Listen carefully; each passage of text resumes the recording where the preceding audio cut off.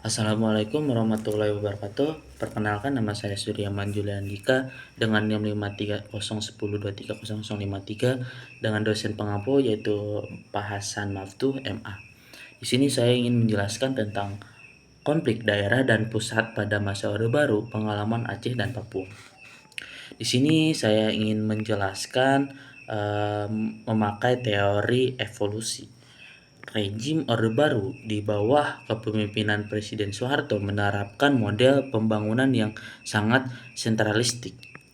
Konflik antara pemerintah Republik Indonesia dengan Gerakan Aceh Merdeka atau bisa disebut dengan GAM di Aceh merupakan ketidakadilan tidak sesuai antara kenyataan dengan pengharapan di berbagai bidang, khususnya di bidang pembangunan. Ini berdampak pada kemiskinan, kebodohan, dan tingkat keselamatan masyarakat yang rendah. Konflik ini juga muncul sejak diproklamasikan kemerdekaan Aceh pada 4 Desember 1976 di PD oleh GAM yang dipelopori oleh Muhammad Hasan Tirok. Demikian, GAM lahir karena nasionalisme etnis Aceh bangkit sebagai jawaban terhadap kebijakan pemerintah pusat yang sentralistik. GAM dikenal dengan nama ASNLF atau Aceh Sumatera National Liberation Front. ASNLF selalu digunakan bila berhubungan dengan dunia internasional. Pemerintahan pusat menjalankan berbagai operasi baik secara politik maupun militeristik untuk menumpas gerakan GAM tersebut. Permasalahan yang dihadapi antara GAM dengan pemerintahan pusat sangat kompleks, terutama di bidang perekonomian dan politik. Hal ini dikarenakan berkelanjutan dari DITII di Aceh yang sebelum usai, yang kemudian munculnya permasalahan baru yaitu GAM. Salah satu yang belum selesai antara lain GAM yang ingin merdeka atau melepaskan wilayah Aceh dari Indonesia.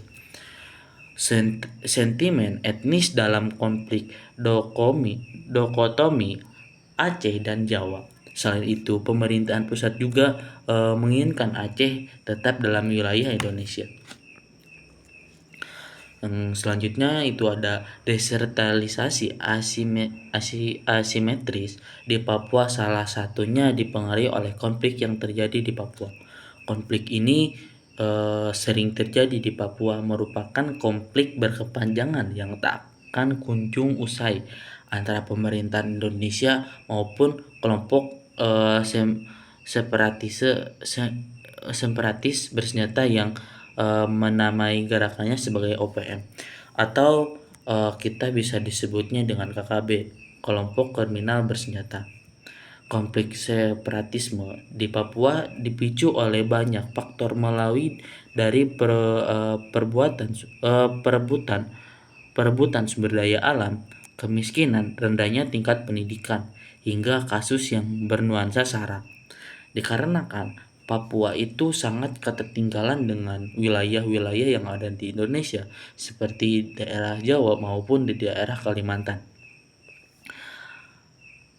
Hasil dari penelitian LIPI dalam buku Roadmap Papua pada tahun 2008 berupaya memberikan masukan kepada pemerintah dalam penyelesaian berbagai konflik yang melanda di provinsi tersebut. Pada penelitian tersebut ada 4 isu yang dikelompokkan sebagai sumber-sumber konflik di Papua dalam buku itu. Yang pertama itu ada masalah marginalisasi dan efek diskriminatif terhadap orang Papua. Sejak 1970, untuk menjawab masalah ini, kebijakan alternatif regionisi perlu dikembangkan untuk pemberdaya orang asli Papua. Isu kedua itu adalah kegagalan pembangunan terutama di bidang pendidikan, kesehatan, dan pemberdayaan ekonomi rakyat. Untuk itu diperlukan semacam paradigma baru pembangunan yang berfokus pada adanya dialog atau negosiasi antara OPM sebagai kelompok separatisme bersenjata dengan pemerintah. Pemerintah juga perlu melakukan dialog dialog atau negosiasi dengan kelompok-kelompok pemberontak tersebut. Isu selanjutnya adalah pertanggungjawaban atas kekerasan negara di masa lalu terhadap warga negara Indonesia di Papua. Untuk itu, jalan rekonsiliasi di antara Pengadilan Hak Asasi Manusia atau HAM dan pengungkapan kebenaran adalah pilihan-pilihan untuk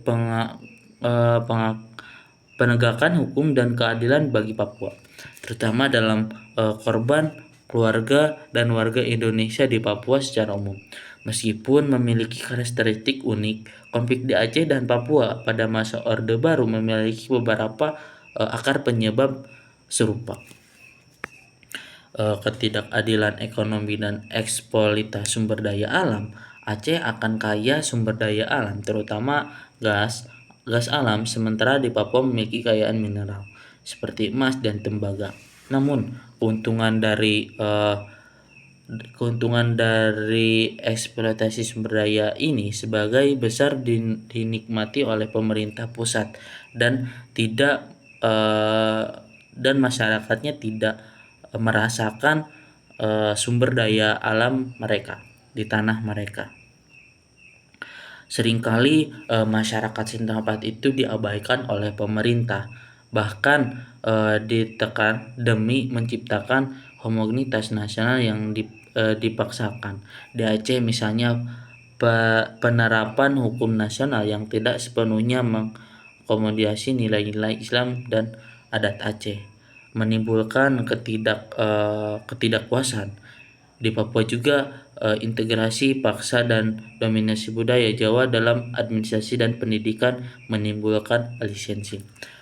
Mungkin cukup sekian dari saya tentang konflik di pusat maupun di daerah, pengalaman Aceh dan Papua. Sekian, terima kasih. Wassalamualaikum warahmatullahi wabarakatuh.